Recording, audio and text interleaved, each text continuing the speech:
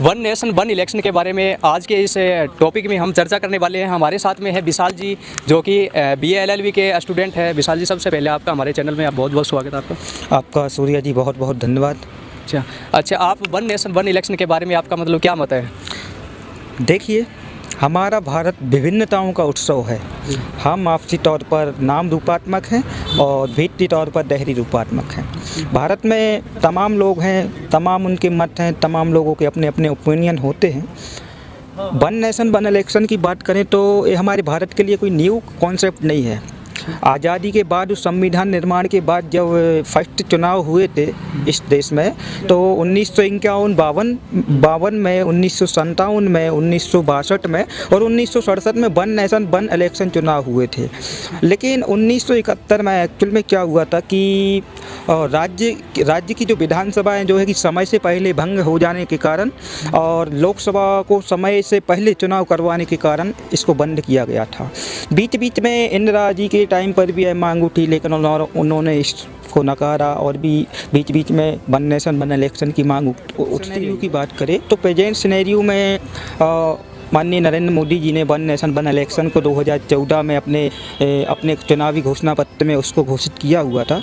जो कि present scenario की बात करें तो प्रेजेंट सिनेरियो की उस टाइम के भारत में की अपन कल्पना नहीं कर सकते, है ना।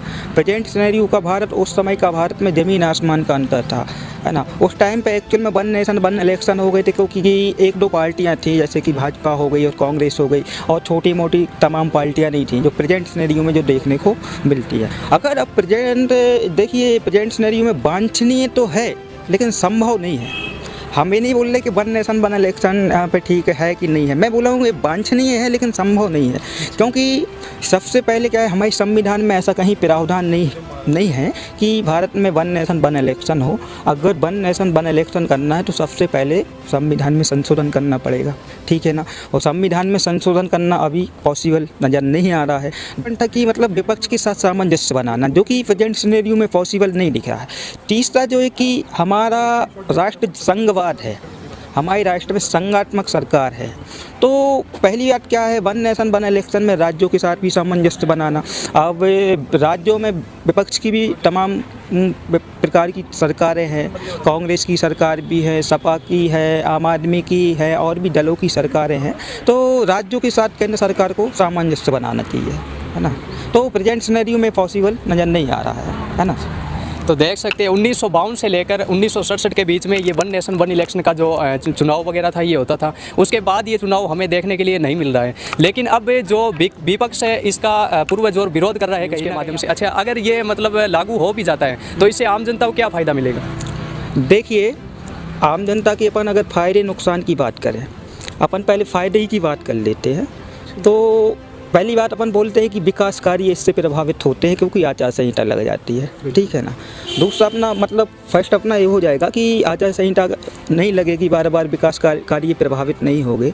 दूसरा अपना हो जाता है कि सरकार की राजकोट की बचत होगी, है ना। और अपना हो जाएगा काले धन पर लगाम लगेगी, है ना। संसाधनों की बचत होगी, जो कि चुनाव के टाइम पे तमाम प्रकार के संसाधन पूरे मतलब अधिकारी कर्मचारी और भी भारत की फोर्स होती है, पुलिस प्रशासन होता है, EVM होती है, हर चीज़ की मतलब नीड होती है, तो इसकी भी बचत हो जाएगी। अगर आम जनता के अपन नुकसान की बात करें तो अपन कहते हैं कि जब चुनाव आता है और गरीब लोगों के पेट में पुलाव आता है, ठीक है ना। तो ये जो डायलॉग जो मैंने बताया कि जब चुनाव आता है गरीब लोगों के पेट में पुलाव आता है, ये आम जन के महत्व को बताता है ना। अब आम जन इसके सबसे बड़ा जनता का नुकसान ये हो जाएगा कि जो होता है वन नेशन वन इलेक्शन, जो जब चुनाव होगा वो हो जाएगा संघवाद, है ना। इस चुनाव में क्या होता है, राज्य के चुनाव में छोटे छोटे मुद्दों को लेकर छोटी मोटी पार्टियां चुनाव लड़ती हैं।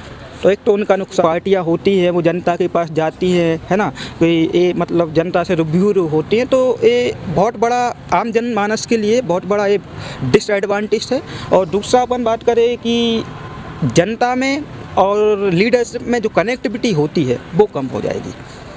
एक्चुअल में क्या होता है, जब राज्य के चुनाव होते हैं, अभी तो मान लो सरकारों ने बोल दिया है कि अगर वन नेशन वन इलेक्शन चुनाव होगा तो उसके 100 दिन बाद क्या होता है, नगरीय निकाय और ग्राम पंचायत के चुनाव भी उसी में वन नेशन वन इलेक्शन में जोड़े जाएंगे। तो अब आप एक बार बताइए कि जब वन नेशन वन इलेक्शन के चुनाव ग्राम पंचायत नगरीय निकाय चुनाव से जोड़े जाएंगे तो जो ग्राउंड लेवल के जो नेता होते हैं, जो ग्राउंड लेवल का काम जनता के पास लेके जाते हैं, तो उनमें मतलब बहुत बड़ा आम जनमानस का लॉस हो रहा है। इसमें छोटी मोटी पार्टियों का अस्तित्व का भी लॉस हो रहा है, उनका अस्तित्व समाप्त हो जाएगा। तो विभिन्न प्रकार की समस्याएं हैं, है ना।